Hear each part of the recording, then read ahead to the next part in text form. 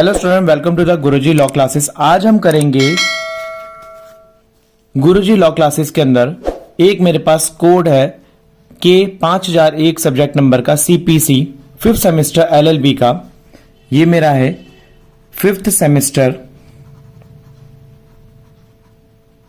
LLB 3 years. इसका एक दीवानी प्रक्रिया व मर्यादा विधि का मेरा एक हमारा सब्जेक्ट है। आज मैं आपको इसमें एक बहुत इंपॉर्टेंट क्वेश्चन कराने जा रहा हूं। इंपॉर्टेंट क्वेश्चन कौन सा है? ये क्वेश्चन है मेरा डिग्री का। मैं विद हिंदी नोट्स कराऊंगा। अगर इन नोट्स के आपको फ्री पीडीएफ चाहिए तो आप इस नंबर पर मेरे को व्हाट्सअप कर सकते हैं या मेरे नीचे लिंक डिस्क्रिप्शन में अपना मेल आईडी या अपना फोन नंबर लिख सकते हैं, या फिर आप मेरे को पर्सनली मेरे मेल आईडी पे यानी गुरुजी क्लासेस के ऊपर आप मेरे को मैसेज भी कर सकते हैं। मेरी एक वेबसाइट है www.gurujiclasses.in। वहां पर जाके आप वहां से भी मेरा नंबर लेके वहां से आप मेरे को मैसेज कर सकते हैं। मेरी टीम आपको इसके नोट्स पीडीएफ में फ्री ऑफ कॉस्ट प्रोवाइड करेगी। तो आज हम करने जा रहे हैं 5th सेमेस्टर एलएलबी का एक सब्जेक्ट कोड है के 5001। सबसे पहला पेपर यही होता है। और जैसा कि एलएलबी के अब एग्जाम शुरू होने वाले हैं, 16 जनवरी से एग्जाम स्टार्ट है और अब आपकी जो प्रिपरेशन है तेज हो जानी चाहिए। ये जो क्वेश्चन है ये पूरा 10 से 10 मार्क्स में भी आता है और 20 मार्क्स में भी आता है। मैं आपको इस क्वेश्चन के अंदर 20 मार्क्स की प्रिपरेशन करा रहा हूं। अगर आपके पास ये क्वेश्चन 10 मार्क्स में आ जाए तो आप इसको हाफ करके अपने अकॉर्डिंग इसको बैलेंस करके प्रोपोर्शनली आप अपने हिसाब से लिख दीजिएगा। चलिए बात करते हैं डिक्री की। डिक्री को हिंदी में कहते हैं अज्ञाप्ति। अज्ञाप्ति हिंदी में बोलते हैं ज्ञाप्ति, इंग्लिश में बोलते हैं डिक्री। तो चलिए बात करते हैं डिक्री होता क्या है। देखिए डिक्री की इस क्वेश्चन के अंदर मैं आपको बताऊंगा डिक्री की परिभाषा एवं उसके आवश्यक तत्व, उसके विश्लेषण करेंगे, प्रारंभिक और अंतिम डिग्री के अंदर अंतर करेंगे और कुछ इंपॉर्टेंट पॉइंट्स को भी यहां पर जानेंगे हम। सिविल मामलों में डिक्री सबसे अधिक बार सुनी जाने वाली शर्तों में से एक है। कानून की अदालत एक निर्णय डिक्री आदेशों में विभाजित होती है। इस लेख में डिक्री पर चर्चा करने जा रहे हैं। डिक्री शब्द को सिविल प्रक्रिया संहिता 1908 की धारा 2 के सब सेक्शन 2 के तहत परिभाषित किया गया है। डिक्री न्याय निर्णय की एक औपचारिक अभिव्यक्ति है जिसके द्वारा अदालत विवाद या विवाद के मामले के संबंध में पार्टियों के अधिकारों को निर्धारित करती है। डिक्री की आवश्यकता तो डिक्री के न्यायालयों का निर्णय लेते हैं। न्यायालय के किसी भी निर्णय के लिए एक डिक्री बनाने के लिए निम्नलिखित आवश्यक तत्वों की आवश्यकता होती है। देखिए मैं आपको बता दूं कि डिक्री होती क्या है। अगर मैं बोलूं डिक्री या फिर अज्ञाप्ति, देखिए अज्ञाप्ति क्या होती है? जब हम कोई भी वाद दायर करते हैं, उस वाद दायर करने के लिए एक निर्णय चाहिए होता है। अब उस निर्णय को जब दिया जाता है तो उसे डिक्री बोला जाता है, यानी कि अदालत ने अपना फैसला सुना दिया, यानी डिक्री पारित कर दी। यानी कि किसी एक पार्टी के या तो वादी या प्रतिवादी, हिंदी में बोलते हैं प्लेंटिव, इंग्लिश में बोलते हैं प्लेंटिव या डिफेंडेंट, इनमें से किसी एक पक्ष के हिस्से में यदि कोर्ट अपना फैसला सुना देता है तो उसे बोला जाता है डिक्री पारित करना। अभी डिक्री के पहलू क्या होते हैं? देखिए एक तो प्रारंभिक डिक्री होता है, एक अंतिम डिक्री होता है, मतलब कि एक प्रिलिमिनरी डिक्री होता है, एक फाइनल डिक्री होता है। यानी कि एक प्रारंभिक डिक्री, देखिए ये जो प्रारंभिक डिक्री होती है ये तो इसके अंतिम डिक्री पर निर्भर नहीं करती है कि कितने लास्ट हमारे अंतिम निर्भर पर मतलब कि अंतिम निर्णय निकलेंगे, पर जो अंतिम डिक्री होती है ये प्रारंभिक डिक्री के ऊपर निर्भर करती है। कैसे? चलिए जानते हैं। मैं बताता हूं मेन बात। ये जो हमने पैराग्राफ पढ़ा है, इस पैराग्राफ का मतलब है कि डिक्री का मतलब होता है कि कोर्ट के द्वारा कोई भी फैसला सुनाया जाना जो किसी प्लेंटिफ या डिफेंडेंट या तो वादी या प्रतिवादी के पक्ष में सुनाया जाता है, उसे डिक्री बोला जाता है। और इस डिक्री को करने के लिए सबसे पहले कोर्ट के अंदर एक वाद दायर किया जाना चाहिए। यदि कोर्ट के अंदर कोई भी वाद दायर नहीं कर रखा है तो आप ये समझ लीजिए कि डिक्री को पारित नहीं किया जा सकता। और ये कहां पर होती है? सिविल प्रक्रिया संहिता सीपीसी के 1908 के सेक्शन नंबर 2 के सब सेक्शन 2 के अंदर होती है। इसमें इसको पारित किया गया है जिसमें अदालत विवाद या विवाद के मामलों के संबंध में पार्टियों की फैसले की सुनवाई करता है। मैं आपको एक बात और बता दूं, इसमें निम्नलिखित आवश्यक तत्वों की आवश्यकता होती है एक डिक्री को पारित करने के लिए। देखिए क्या, एक निर्णय होना चाहिए, देखिए एक फैसला होना चाहिए, यानी कि कोर्ट के द्वारा कोई ना कोई फैसला दिया जाना चाहिए। दूसरी बात, निर्णय मुकदमों में किए जाने चाहिए। देखो भैया, फैसले जो है मुकदमे में, ये नहीं कि हमारे पास कोई कोर्ट में केस दायर नहीं है और आपने फैसला सुना दिया, दिस इज नॉट पॉसिबल। इसके बाद इसे विवादित मामलों के संबंध में पार्टियों के अधिकारों का निर्धारण करना चाहिए। देखो, जो भी विवादित मामले हैं, यानी कि जो भी हमारे केसेस हैं, उसे पार्टियों के संबंध में इसका निर्धारण किया जाना चाहिए। और इसके अलावा अधिकार का निर्धारण निर्णायक प्रकृति का होना चाहिए, यानी कि जो भी डिक्री जिस फैसले में की जा रही है उसका जो निर्धारण होगा वो निर्णायक पद्धति में होना चाहिए, यानी कि ऐसा नहीं कि इस पे कोई निर्णय नहीं लिया जा सकता। ऐसे न्याय निर्णयन, यानी कि ऐसे न्याय किए जाने के जिसके ऊपर निर्णय लिया जा सके कि औपचारिक अभिव्यक्ति होनी चाहिए, यानी कि फॉर्मलिक तरीके से उसको बताया जाना चाहिए। इसके अलावा न्यायिक निर्णय किसी डिक्री पर न्यायालय के निर्णय के लिए एक निर्णय होना चाहिए। देखिए, कोई भी न्यायिक निर्णय किया जाना चाहिए, उसके लिए न्यायालय के निर्णय के लिए एक निर्णय पहले से न्यायालय द्वारा लिया जाना चाहिए। विवादग्रस्त मामले का न्यायिक रूप से निर्धारण होना चाहिए, यानी कि जो भी हमारा केस है उसके पर कोर्ट के तरीके से निर्धारण किया जाना चाहिए, जैसे कि मदन नाइक बनाम हुसन बाबा हंसू बाबा देवी के केस में किया गया था। जैसे कि मदन नाइक बनाम हंसू बाबा देवी के केस में किया गया था, मामले में माना गया था। यदि क्या माना गया था, यदि मामला न्यायिक रूप से निर्धारित नहीं है तो यह डिक्री नहीं है। देखिए, अगर मामला कोर्ट के अंदर न्यायिक रूप से आया ही नहीं तो इसके ऊपर डिक्री पारित नहीं किया जा सकती। इसलिए यदि निर्णय प्रशासनिक प्रकृति का है तो इसे डिक्री नहीं माना जाएगा। देखिए, अगर एडमिनिस्ट्रेशन लेवल का है तो इसे डिक्री नहीं माना जाएगा। इसके अलावा पार्टियों की सहमति से उपस्थित होने के कारण मुकदमे को खारिज करने का कोई आदेश या किसी अपील के या सौदे को भी खारिज करने का आदेश एक डिक्री के रूप में माना जा सकता है। देखिए, इसके अलावा पार्टी की सहमति से उपस्थित होने के कारण, देखिए, यदि दोनों पार्टी अपनी सहमति से उपस्थित हैं और उनके कारण उनके मुकदमे को खारिज करने का कोई आदेश, यानी कि उनके मुकदमे को खारिज करना या किसी अपील या सौदे को खारिज किया जाना जो कोर्ट के द्वारा होता है, इसको भी डिक्री ही माना जाएगा, यानी कि एक आदेश ही माना जाएगा। जैसा कि दीपचंद बनाम भूमि अधिग्रहण अधिकारी के मामले में कहा गया था।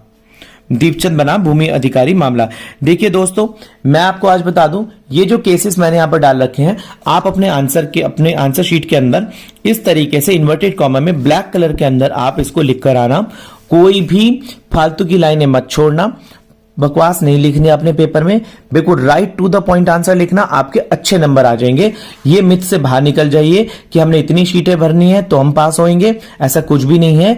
जो यूनिवर्सिटीज के टीचर बैठे हैं बहुत ही होशियार होते हैं, समझदार होते हैं, उनको पता होता है कि बच्चा किस तरीके से आंसर को फ्रेम कर रहा है।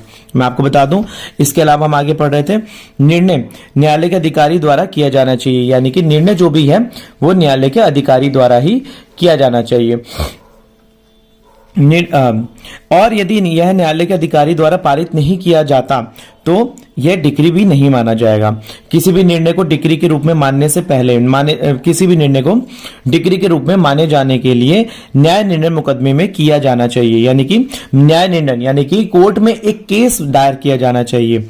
इस संदर्भ के लिए मुकदमा शब्द को किसी भी सिविल प्रक्रिया के रूप में समझा जा सकता है। देखिए, इस संदर्भ में जो भी मुकदमा शब्द है उसको किसी भी सिविल प्रक्रिया के संदर्भ में हम समझे जा सकते हैं, और जिसे एक वाद की प्रस्तुति द्वारा स्थापित किया गया है, यानी कि हमने कोर्ट के अंदर केस दायर करके हमने इस डिक्री के केस के लिए स्थापित किया है। डिक्री केवल एक सिविल मुकदमे में हो सकती है, यदि वह कोई सिविल मुकदमे में नहीं है तो वो कोई डिक्री नहीं है। देखिए, डिक्री जो होती है ना, एक सिविल मुकदमे के अंदर ही हो सकती है।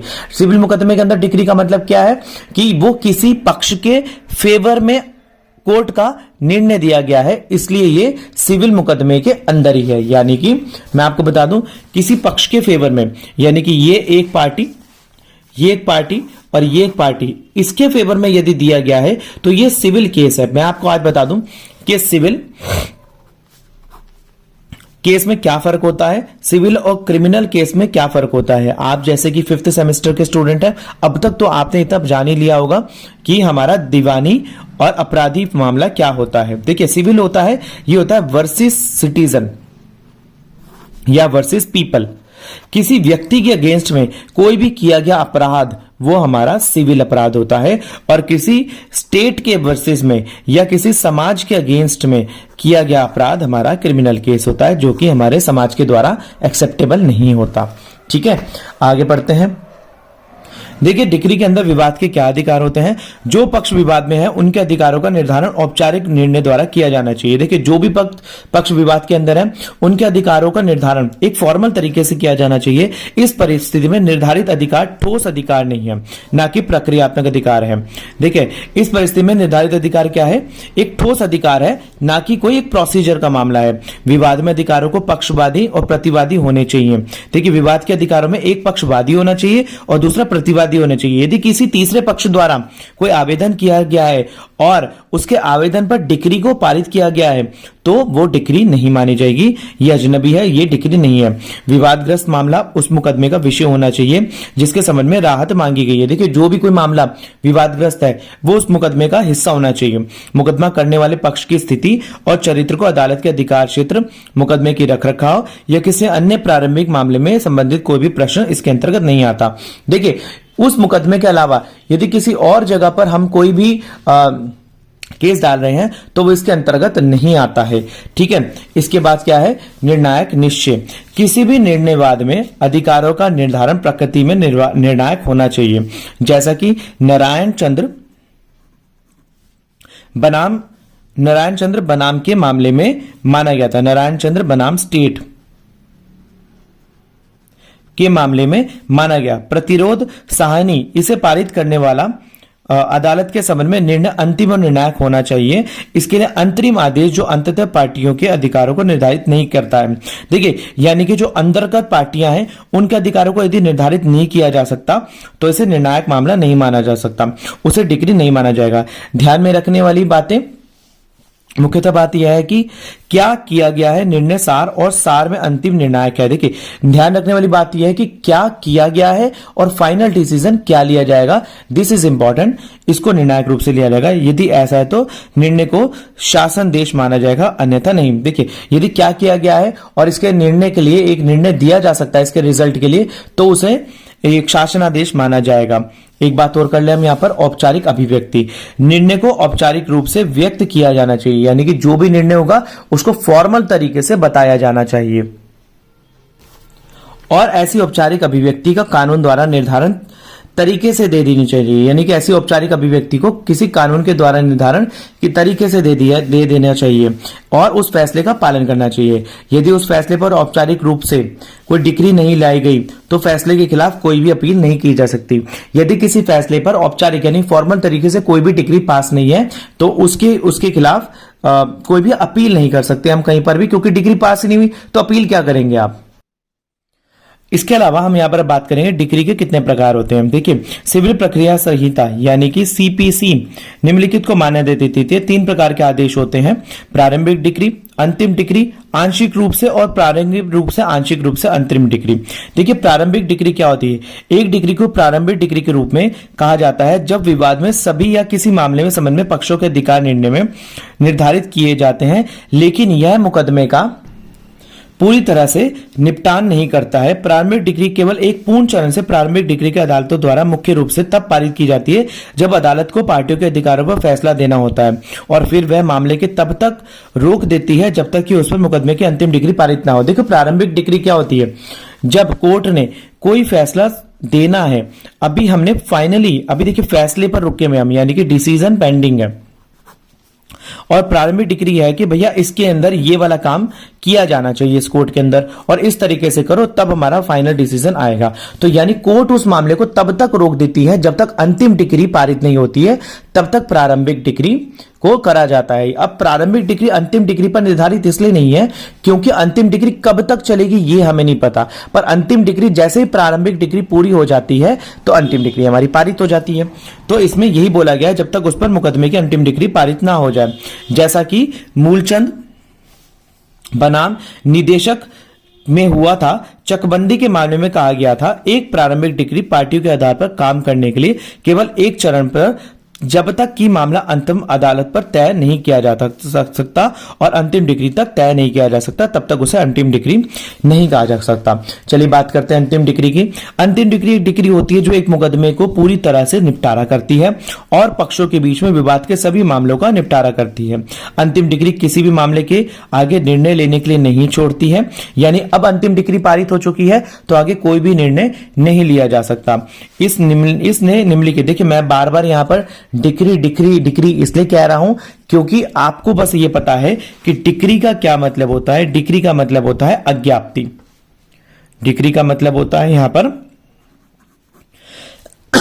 सॉरी, डिग्री का मतलब होता है अज्ञाप्ति।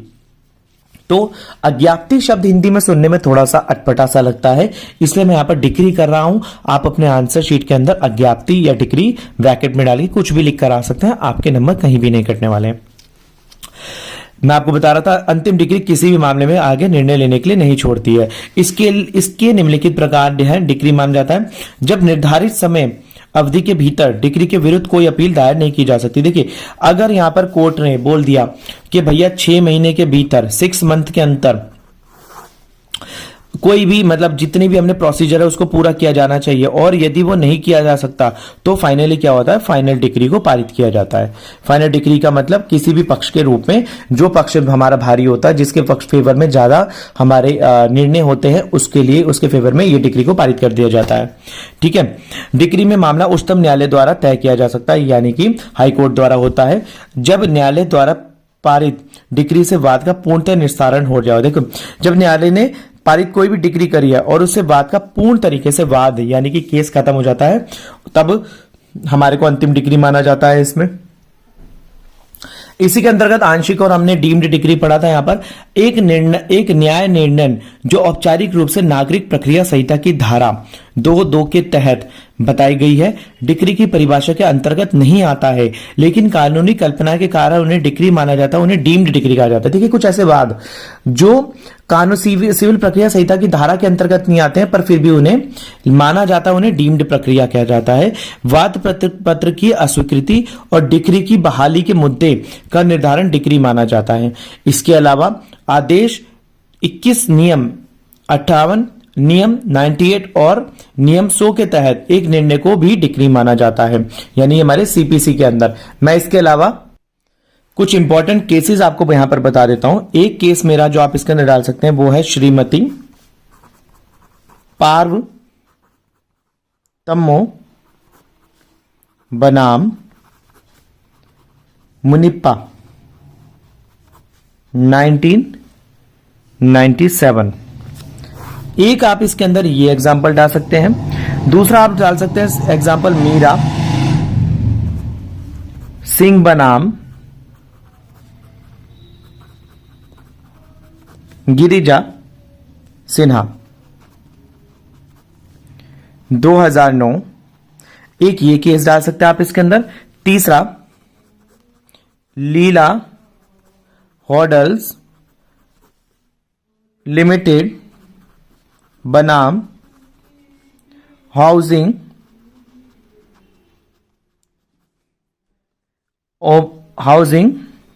ऑबम डेवलपमेंट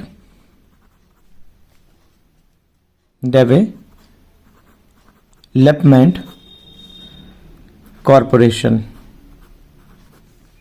2012। और मैं आपको बता देता हूं कुछ केस। मारन चंद्रा शिल्प बनाम